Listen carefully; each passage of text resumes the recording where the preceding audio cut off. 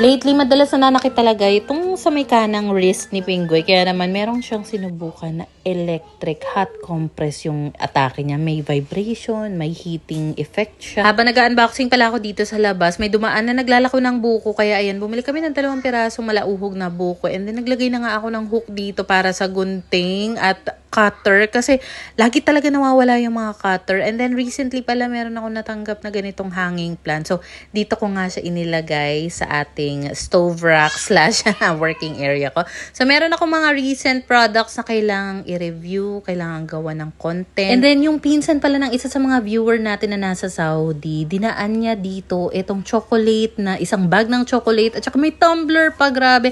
Thank you, Miss May and Miss Jaya Avilla. Grabe naman, napaka-thoughtful naman at napaka-bongga naman ito. Itong mga chocolate, ang pagkakaalam ko, galing US pa daw. Grabe. Naalala nyo pang mag-share sa amin ng blessing ninyo. Thank you so much, Miss May, Miss Jaya Avilla. Thank you sa effort, sa thoughtfulness ninyo. Ay, grabe, napakadami na naman namin chocolate na lalantakan dito. Tapos may nabasa akong comment. Alam ko, yung stove rack na yan, para talaga yan sa kuya mo. Something like that. And alam mo, sa totoo lang, yun naman talaga dapat ang plano. Kaso, na-set up ko na nga dito yung stove rack. Parang, feeling ko mas kailangan ko siya dito. So, for the meantime, dito na muna yan. At meron nga pala ako dito mga pa-artificial plant. Mahilig kasi ako sa ganyan. Tapos, inabot na ako ng gabi dito sa labas. Dahil dito na nga lang din ako nag-edit, kumuha ng content.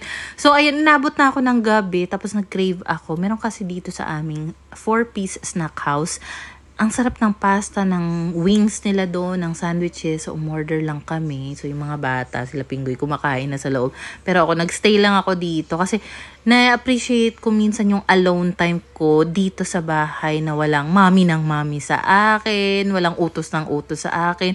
Minsan kasi, ang bilis kong ma-distract na, lalo na kapag nag-i-edit ako, nag-voice over ako. Tapos, andito palakad-lakad yung mga bagets. Kaya, hopefully talaga, ang minamanifest ko is magkaroon ako ng sariling room, parang studio, kung saan doon ako makakapag-focus sa trabaho ko bilang affiliate, bilang content creator. Pero for now, sobrang thankful na ako sa kung anong meron ako. Tapos ayan nga, nilabas ko nga yung pangalawang artificial olive tree ko dito sa gilid. Kumbaga, pagpasok mo ng gate, yan agad yung bubungad sa'yo. O, diba? Ang ganda niya. So, ito pala yung mga araw na talagang hindi ako nagkikilos ng sobrang grabe, todo linis. Wala muna. Pinahinga ko talaga muna yung katawan ko niyan. Kasi nga talagang nalamya talaga yung katawan. And pasensya na rin pala ha. Up to na wala pa yung part 12 ng paglilinis natin sa kabila. Once na makabawi talaga ng lakas ang mamshi nyo, aariba na naman tayo doon sa kabila. Ngayon ko na nga lang din pala ulit nabuksan itong string lights sa may labas namin. Basta ang lakas lang maka-cozy effect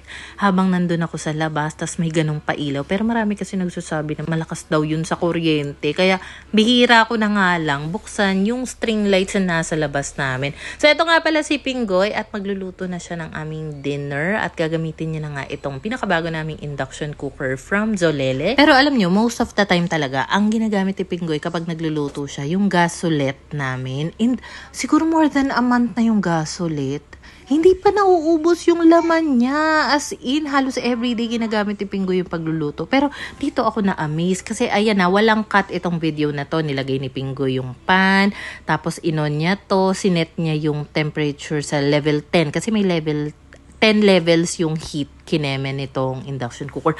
Tapos segundo pa lang walang cut yan. Kita, kumukulo na. Even kami ni Pinggoy, na-amaze kami. What more kapag ang trip mo lang dito ay mag-init lang ng tubig, pangkape sa umaga. Ibig sabihin, sobrang bilis niya talagang makapagpakulo ng tubig. Kasi ito ha, grabe. Segundo, wala pang 1 minuto. Ganyan na nga agad siya kumulo.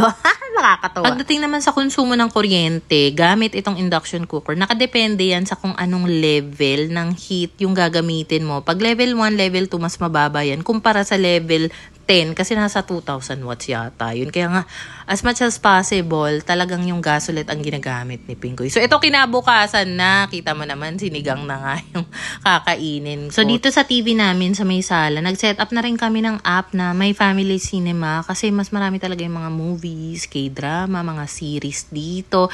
Hindi ko naman sinasabing lahat dahil hindi ko naman alam kung lahat ng movie ay naandito. Pero napakadami niyang choices, selection, and mura lang yung subscription. And then dito nga nga pala sa bahay, meron kaming ganito para talaga ito kina Pink at Kowa. Para kapag kunyari gusto nila ng malamig na tubig, sila na lang. Kasi si Pink marunong na yan magbukas ng ref. Although si Kowa hindi pa naman. Pero kasi minsan may times na si Kowa nagre-request sa ate, get me water, cold water pa nga ang nire-request. So at least kaya na nila, hindi na sila magmamami-mami pa. Kasi kita nyo, yung galon namin na blue, yung pampihit niya, nahihirapan si Pink doon. Kaya ang tendency, matatapon talaga yung tubig. At least ito, angat baba lang yung gripo. Makakuha na siya ng tubig dito. Lalo kapag matagal na yan, mas malamig na yung tubig. Kung bet nyo ng ganyang lagayan ng tubig or drinks dispenser, lalagay ko na lang yung link sa comment section at sa showcase. Kapag nandito ako sa bahay, hindi rin naman talaga ako completely nakakapagpahinga dahil kung ano-ano yung nakikita ko na kailangan ayusin, linisin, yung iba hindi ko na rin film pa.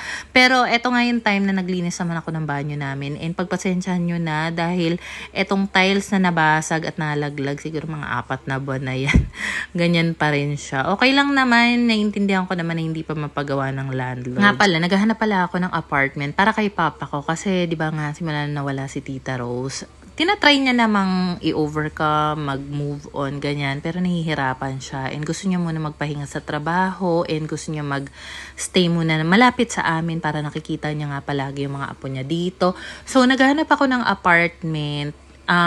It's either room para sa kanya or studio type para sa kanya na malapit lang sa amin. Or malaking apartment na pasok pa rin sana sa budget na may 2 kwarto or more. So, lately, yun talaga yung pinagkakaabalahan ko. Hanap ng apartment for rent online, ganyan, nag-i-inquire ako, pero wala pa kasi ako mahanap. So, if ever na meron kayong alam, dito lang din sa may around Pasita, let me know naman sa comment section kung may alam kayong mga apartment for rent, ha? So, eto nga pala at nabuksan ko na rin finally itong mini Christmas tree na gagamitin namin dito sa apartment. Pero ang bala ko, dalhin ito sa kabila. I'm not sure pa.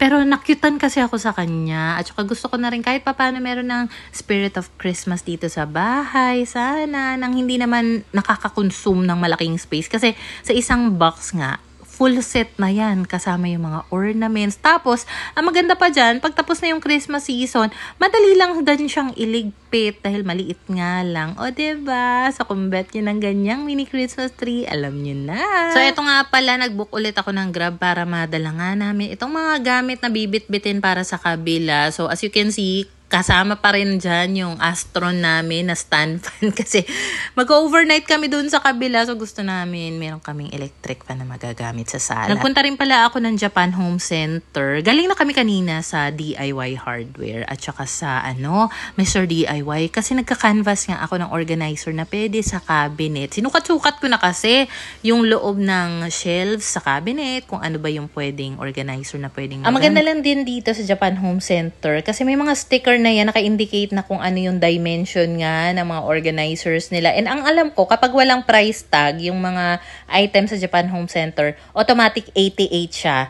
'Di ba? So, yun ang pagkakaalam ko. Well, anyway, pagkabalik ko nga doon sa kabilang bahay, eto, at nanonood pala sa Lumos Projector yung mga bagets. And kaya rin pala kami nagpunta dito para madala nga itong video nga namin dahil may mga bisita si Ate Ken, yung isang kaibigan niya kasi doon, ninang ni Pinky. So, ayun, nag-video nga sila dito. And dinala ko na rin pala yung pinakabagong airbed na para talaga dito kasi para in case na may ibang kapatid si Pinggoy dito, ayun yung mga pamangkin nila na kailangan maki-overnight, meron nang matutulugan dito sa sala. So, yun din yung isa sa dahilan kaya naglagay ako ng carpet dito. Alam mo, maraming nagsasabi, dapat hindi na kayo naglagay ng carpet dyan eh.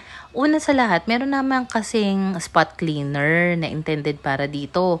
Meron pa silang ano man tawag dito, yung pressure washer. So, pwede yung magamit sa mga carpet o kaya naman mano-manong kuskus. So anyway, eto na nga yung king size na airbed na iiwan ko talaga siya dito para in case lang din na kailangan maki-overnight din na Pinggoy or ng mga bata or namin. Ayan, pwede. Nagbitbit pa nga ako ng bedsheet para dito sa airbed. Kaso ang meron akong bedsheet, queen size lang. Kaya kita mo, parang naatanggal-tanggal nga siya. Pero pwede na. Alam, nakakaloka dahil ang plano ko talaga is overnight ako magkikilos dito. Pero ang ending, wala akong nagawa. So, ayun lang muna for today's video.